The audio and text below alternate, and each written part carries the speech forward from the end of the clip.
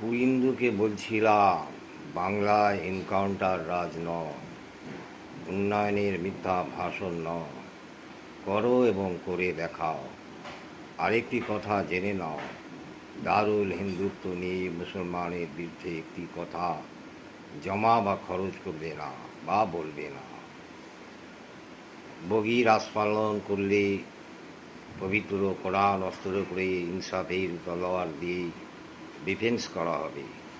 মানুষের উন্নয়ন ও কল্যাণ নিয়ে রাজধর্ম পালন করো। মুখ্যমন্ত্রী চেয়ারে বসে পাগলের অ্যাক্টিং করবে না। চেয়ারের উপরে চেয়ার আছে, তার উপরে আরও কিছু আছে। সত্য অবলম্বন করে আইনানুগ চিন্তায় কাজ করবে আশা করি। ভিডিও কমেন্ট শেয়ার করবেন যদি ভিডিওটা ভালো লাগে। জয় হিন্দ, জয় হিন্দ, জিন্দাবাদ।